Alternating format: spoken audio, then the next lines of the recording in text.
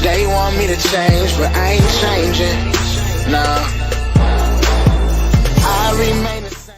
And you are now tuned into another episode of Intellectually Petty Radio, brought to you in conjunction with A Beautiful Machine magazine, as well as the mighty Nerd DJ Radio Network. You already know, every week, every day, every year, we only rock with legends around here. And today is absolutely no exception. Matter of fact, we got one of the rare triple-double legends in the building. And hold on, I got to go to my trusty paper here. Mr. Robert Bobbito Garcia, a.k.a. DJ Cucumber Slice, a.k.a. Bobbito the Barber, a.k.a.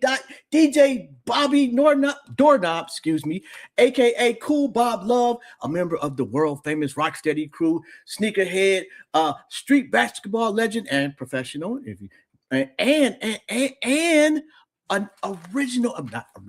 official Hall of Famer. Man, yo, and I'm pretty sure I missed a lot of shit, but thank you for stopping by, bro. How you doing and how's your family? Jobs, thank you for asking about my family, and it's a blessing to be here, man. I've already done so many chores this morning. Was outside running, trying to get my, my physical, like Kool Keith said, I keep in shape. I do my physical fitness, but you're doing a great job here. Beautiful intro. I don't know who Bobby Doorknobs is or Bobby. I never Wikipedia, heard that bro. nickname, so I don't know if that's something that's circulating in the internet that I'm unaware of. But all the other things official. I like that one though. I liked it, Bobby Doorknob. Yeah, I have no idea where you no idea from. Okay, we'll scratch that. Yo, what is it about the connection between a microphone and the listener that just really does it for you? Well, I mean, I've been on both sides, right? Like I was an avid supporter of New York City public community and commercial radio from my early years in the 60s, 70s, straight on through to the 80s with the rap shows. Red Alert, Prince Messiah, Marley Marl, Kebby Kev, Pete Rock, Awesome 2, Dirty Dozen, Wild Man Steve, Jeff Force, Zulu Beats. I mean, it was like there was an endless stream of music. And so I was on that side of, I didn't even have headphones back then. I was a humble kid growing up. So I was just, have my fingers on the pause button, the record button, trying to get my joints. And, just really just absorbing the whole culture from a source where I could see nobody. Right. And so, I had to paint these pictures in my head of what the vibrations that I was receiving felt like, or maybe I just didn't think of it at all and I just listened to it, the sonic presentation. Yeah. So once I got on the radio myself and became a public figure, started in 1990 with Stretch on WKCR, it wasn't like it was foreign to me to what it felt like to be at the crib, laying in bed or sitting or dancing and listening to music. So I kind of brought that wherewithal to, I mean, it didn't stop there. Like I was a radio personality first as a public figure, but then I became a filmmaker, author, television host, basketball tournament director. I mean, I do a lot of things and have done, over the last 37 years of my career. So I'm grateful, I'm grateful 1,000%. Did you see all of this that's happened in the last 36 years? No. Or it just came, naturally? Well, I mean, it's funny. I have a film that I directed. It's autobiographical documentary titled Rock Rebel 45s. It was released in 2018. Mm-hmm. And, for the B-roll, I pulled out a 1981 10-year projection that I had written when I was in a program in El Barrio called Upward Fund. Mm. And I've always been an archivist of my own uh, you know, history, right? Like, Mm. so a lot of my friends, they, when they saw the film, they bugged out like, yo, how do you have your third grade report card? Like, how do you have your, That's I crazy. would just save stuff because I'm like, yo, I don't know if I'm ever going to do this again.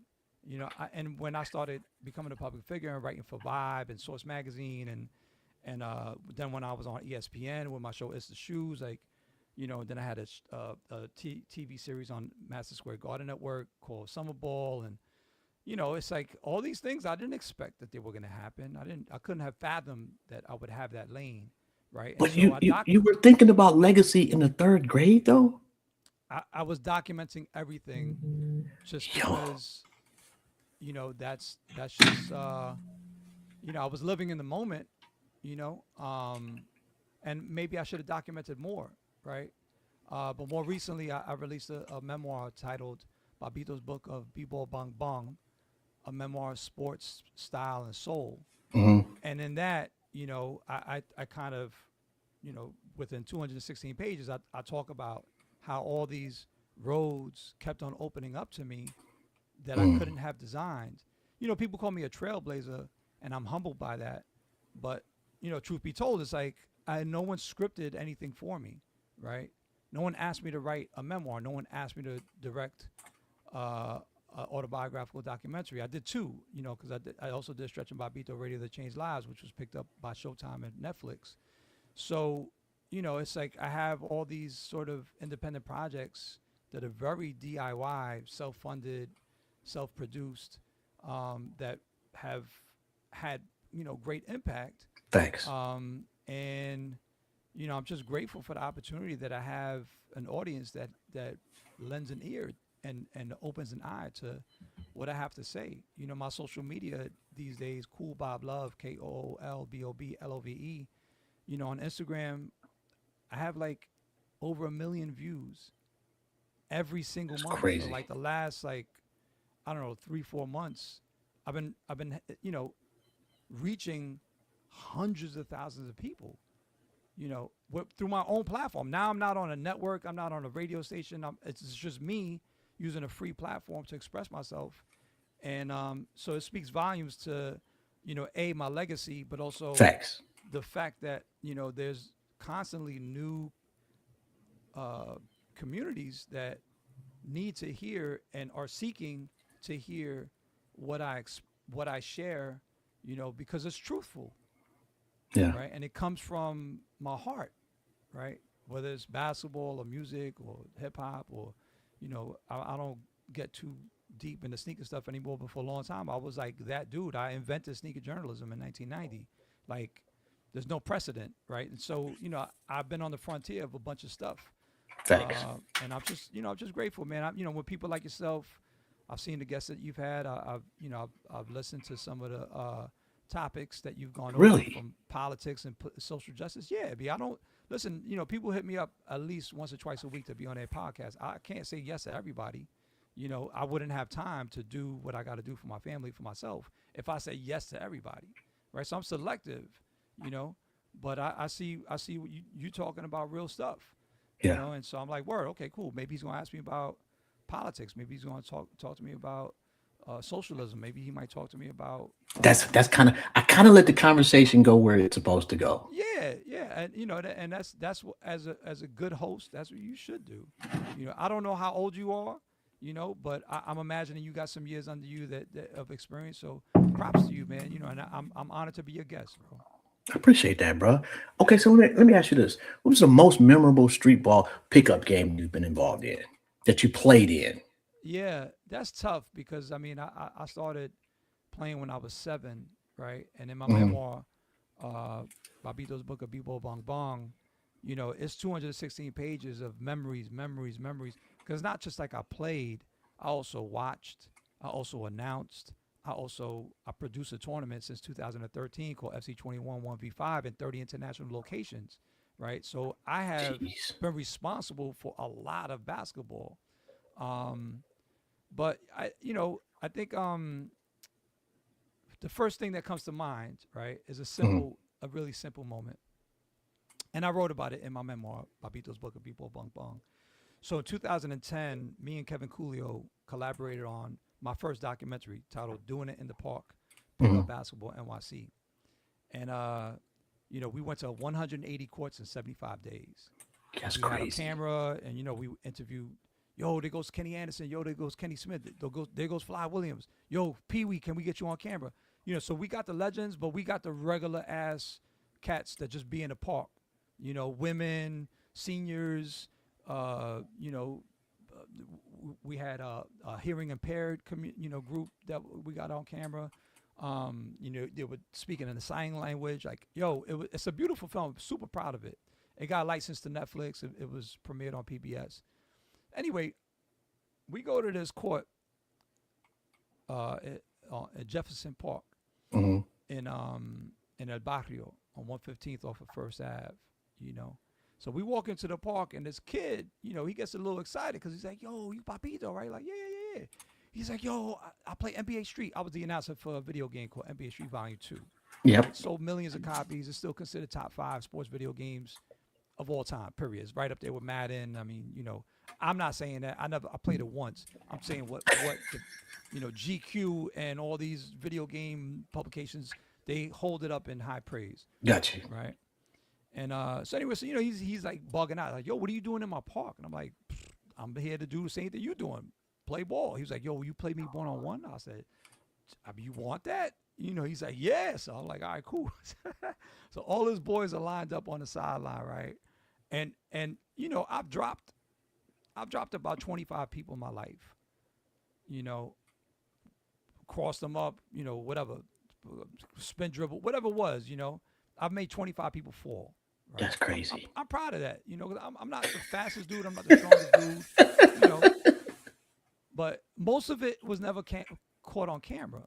Okay. But we here to shoot footage for the documentary, and so the camera's rolling, and now this kid is guarding me, and lo and behold, I put the whip wop bong bong on cat. I threw it off the backboard, and then I did a stiff leg and a step back, and homeboy just, and then the spill out. All his boys, they run it, So it was cool. It was like finally, because people would be like, you ain't Bob, whatever. All right, cool. We could play one day. But it was nice that it was caught on camera, and then it was, it was in the trailer of the film, and we They screened still the film. clowning him for that. I'm certain of it. Nah, maybe, and I'm still cool with the kid.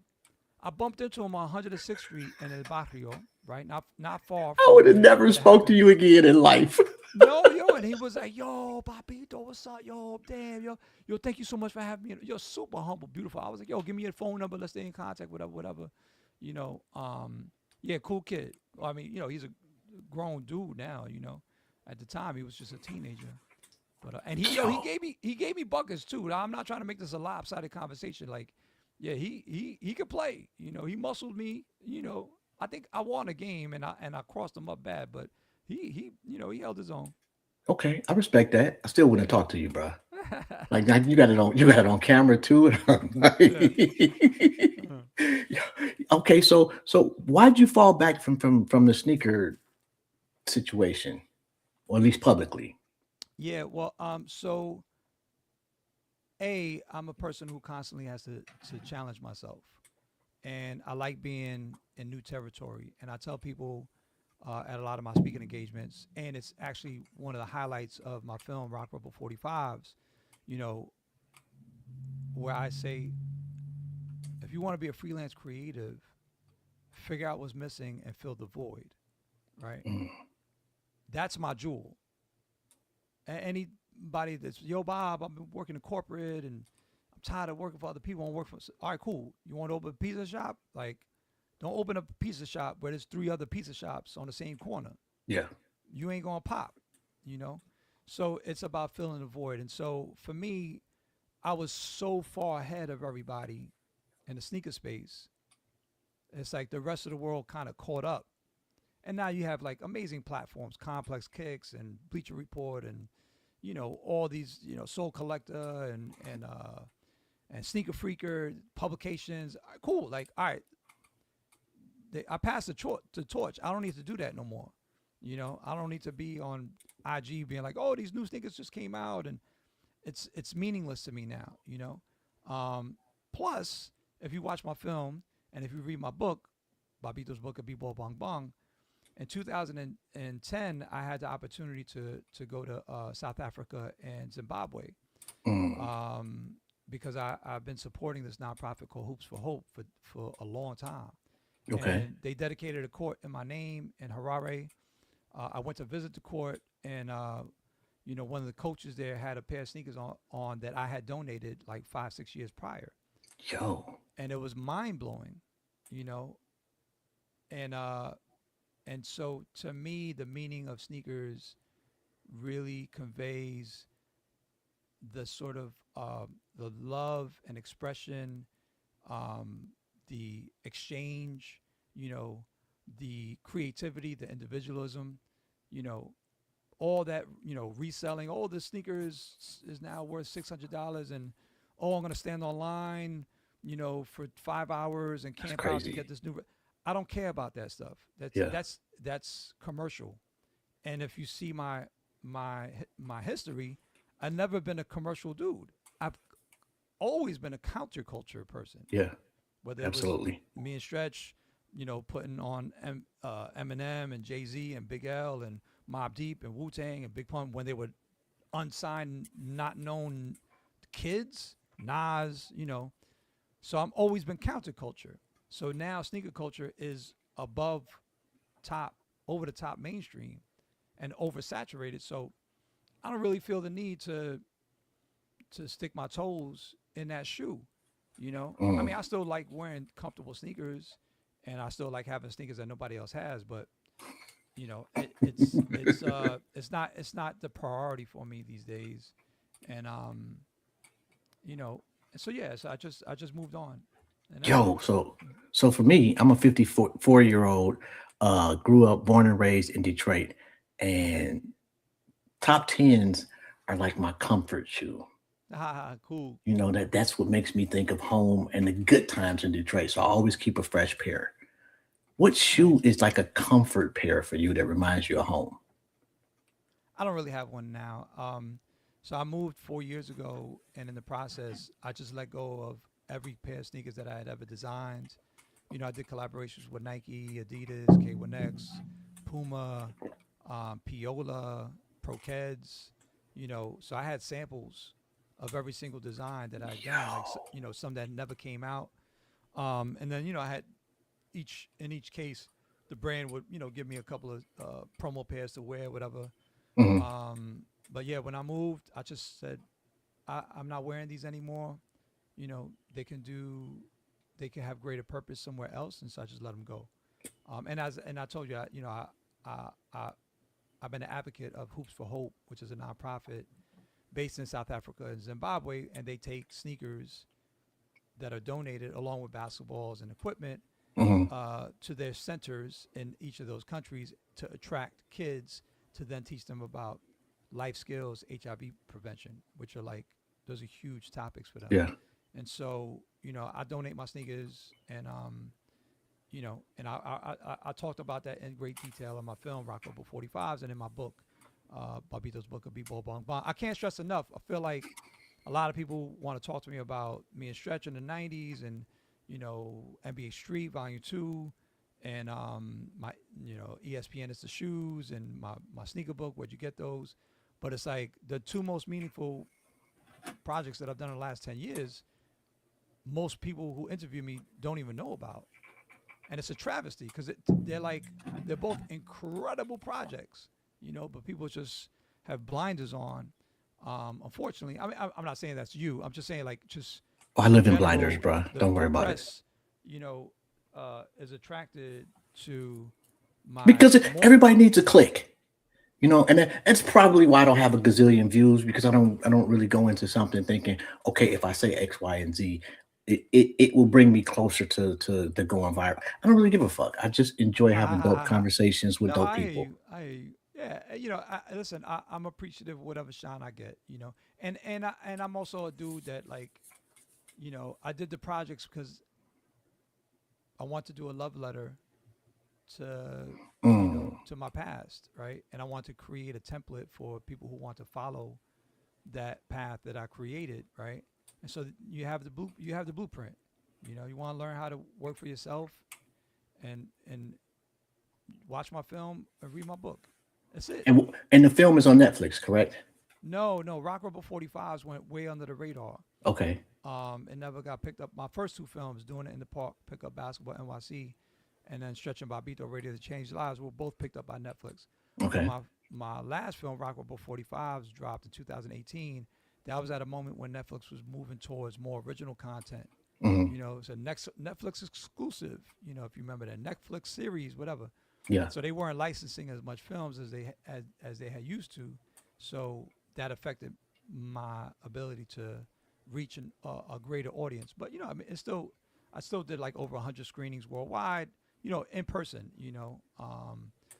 In London and in LA, we did premieres and after parties and everything. So it still got out there. But I feel like there's still a huge amount of people who could really benefit from watching that film that they just don't even know about it. Okay. And here's a question I ask everybody that comes on the show. Has absolutely nothing to do with nothing, but here goes. You're sitting on a park bench, and God sits down next to you, and Uh-huh. he or she says you can ask them one question. What would it be?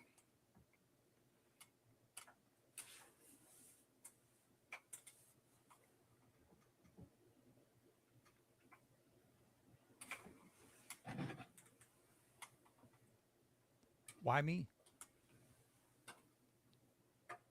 Why'd you choose me to sit next to you?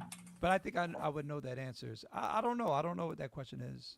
Um, but I don't even think I would ask a question. I would just give thanks, truthfully, because that's what I do on a daily basis anyway. I start my morning with affirmations, gratitude. I keep a journal, constantly like staying in touch with the fact that I'm blessed. You know, Yo.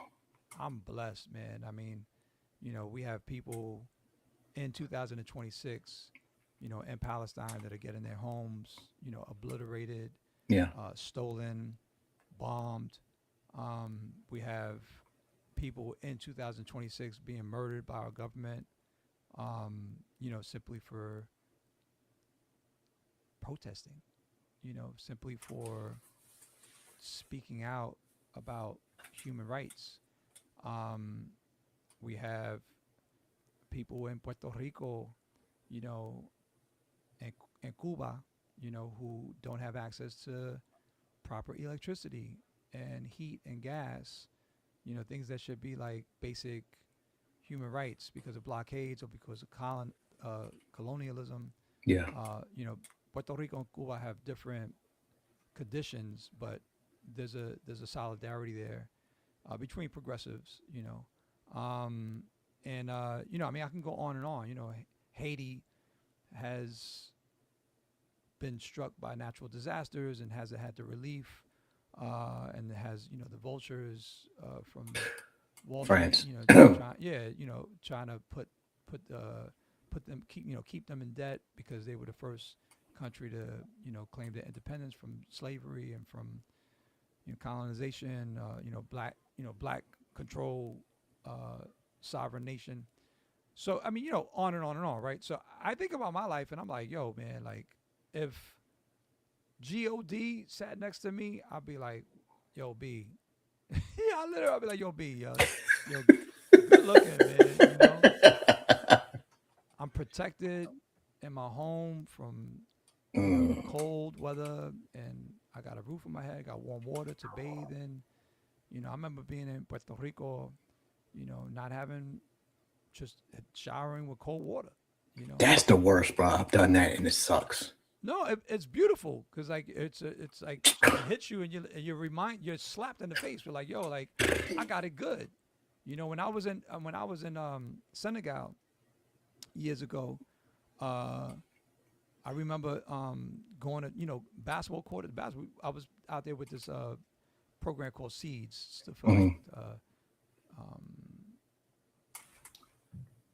Sports Education Economic Development Senegal. So I Mm. think that's the acronym. Okay. SEEDS. So and I was giving basketball clinics in various cities, and kids were showing up with no sneakers, no socks, you know, and it's like you gotta witness these moments and not be numb to them. It's like, wow, Mm. like I have cotton socks on right now. I'm grateful for that. So if the supreme being who I speak to on a regular basis, I address at wonderful and powerful universe, wonderful and Okay. kind universe. That's what I say, because I don't subscribe to any religions. I just be like, yo, good looking, man. I'm blessed. Thank you. I ain't got no questions for you. Just thank you. Keep on doing what you're doing. You, you know what's dope about you is that like a lot of us get caught up in the who makes it and who doesn't, but every once in a while you see somebody that has consistently been in the public eye, consistently displayed greatness, and just seems like they deserve to be there because they're a good fucking person, and you're one of those people. Oh, thank you, man. I appreciate that, Jobs. Yeah, I try. I'm not perfect. Nobody is. But yeah, I aspire to be a good person. Have been my whole life. That's my hope. That's my goal.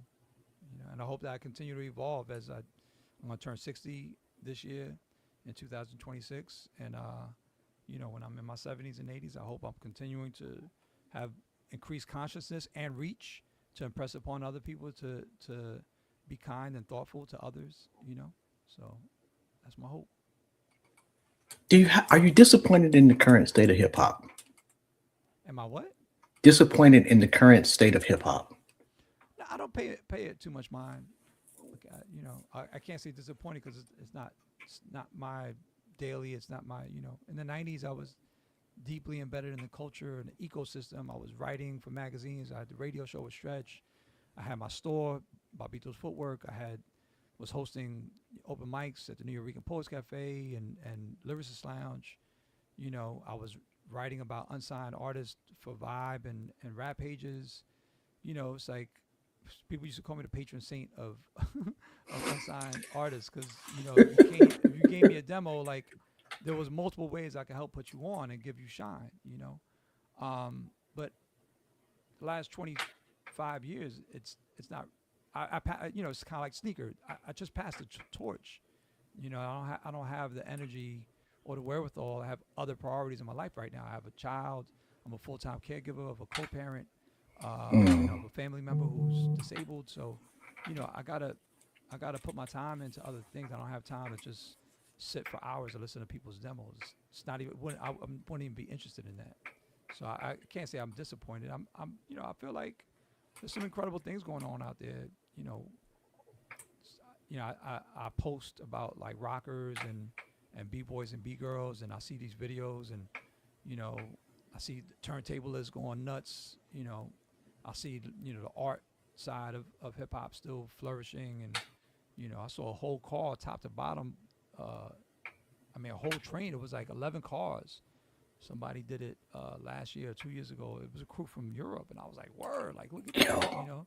So we still elevating. Let me ask. I know you got to get out of here. Just one question about the Rocksteady crew. Mm-hmm. How'd you get in? It's a great question, and no one's really asked me that. So in 1991, I was on the radio with Stretch. We had started the show in 1990, and I had a homegirl. Her name was Yoshi, and she was good friends with Crazy Legs' girlfriend at the time. Hmm. And she invited all of us over for dinner. And now I knew who Crazy Legs was because I grew up in Rocksteady Park, aka the GOAT. I used to go there to play ball. He was there because it was the headquarters of the crew. Hmm. And I grew up with Doze and Ken Swift. I knew them from the block. I knew Normski from from a couple of blocks down. So I was in that universe, but not fully in it. More like Yeah. as an outsider, like appreciating it and supporting it, however I can. But when me and Legs met, it was like we knew each other our whole life because Ken Swift and Legs, that was like the forefront of Rocksteady in terms of excellence, and so I guess I was real familiar with to him, even though we had never met, because Hmm. I was Boricua, I was hip hop, I was from the same block that he, would have all the members from the five boroughs meet. You know, so I just felt real familiar to him, and he felt real familiar to me, and we just hit it off, and we became best friends. And then in '91, we collaborated to produce the first Rocksteady Crew anniversary at the park, at Mm. Rocksteady Park on 99th in Amsterdam, and I hosted it. And because of my position on the radio show, I was able to bring in MCs, help program the event. I hosted the event. He did all the production side of like getting the turntables and the sound system and all that, the permits. So it was a good partnership, and from that a friendship blossomed. And eventually he was like, "Yo, you a member of Rocksteady?" Not because of it, I was a dancer, not because I was a b-boy, just because of my relevance to the culture in the '90s. I was writing. Um, as I mentioned, I was wearing a lot of hats, so Mm. that's why I got in Rocksteady. And then eventually I started dancing, and I never went on the floor, but I used to rock a little bit, So I appeared in a couple of music videos, um, in my groove and whatever thing. Nothing legendary, nothing to write home about. But I'm proud. I'm proud. I danced in the You rock. should be. I danced in the Tony Touch video. I wonder why. I danced in the Company Flow and to End Burners video. I danced in the Roots Clones video. I danced in the Third Base Step into the AM video. Really? Um, what else? I think those are the four. I think one other video, maybe Power Rule, had a video that I danced in. But I danced in 4 music videos. Like that's kind of cool. Nobody thinks of me like that, but you can go on YouTube and find those videos. You find me. You see my cameos. Oh shit, man!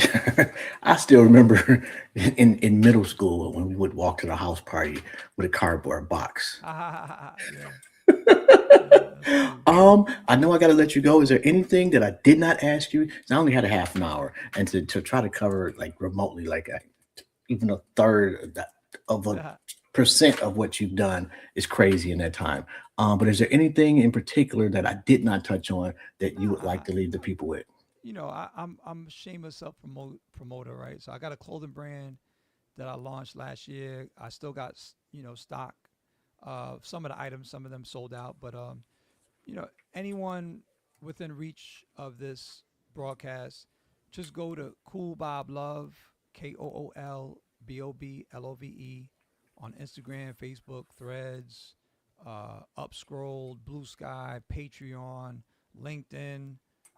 Where else am I on? I deleted my TikTok and X accounts because the people who run those platforms are kind of um, but yeah, or just go to coolboblove.com, and you can find everything, or go to link in my bio on Instagram, Facebook, Threads, and you can click on that, and you'll be led to my entire universe of film, TV, gear, radio. I'm still DJing live on Twitch. I got upcoming events that are in person, mask required, so that they're clean air for all attendees, including the medically high risk community. Um, and yeah, man, I'm just having fun, man. Just still being creative and still being trying to be thought provoking with my work and my output. And that's where it's at, man. Thank you for having me, Jobs. Oh, come on, man. Like, who?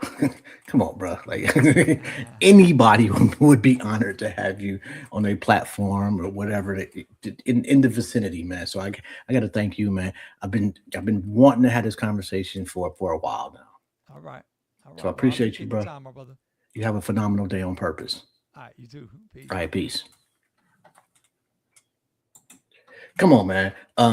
First off, I've never done a show at 11 o'clock on any day, let alone on a fucking Friday. So that speaks volumes to the greatness. Y'all already know, man. Check the resume. We don't fuck around, man. Like we get great people, and it's what you do that gets you on the show, but it's who you are that makes you stand out. And it's when you come across a good soul, you can tell and bro is absolutely a good soul. Shout out to you. I'll be back. This is Jobs, and this has been another episode of Intellectually Petty Radio. And let me just real quick see who we got. Oh, I think we got I know we got Sean J coming up Thursday at 7 o'clock, and then Black Business Buzz at 5 o'clock. And if you do have a Black-owned business and you are out there and you would like some free promotion, you get 15 minutes at the least to come on the show for free and promote your product and or service, as long as it is legal and not creepy. On that note, we out of here again. I want to thank Cool Bob Love. And yo, I did not know. Maybe I'll start using the name DJ Bobby Doorknob. I'm just gonna start spinning shit, and that's gonna be my name. My apologies to the brother for that one. Wikipedia sometimes fucks with you. Anyway, I'm out of here. You have a phenomenal day.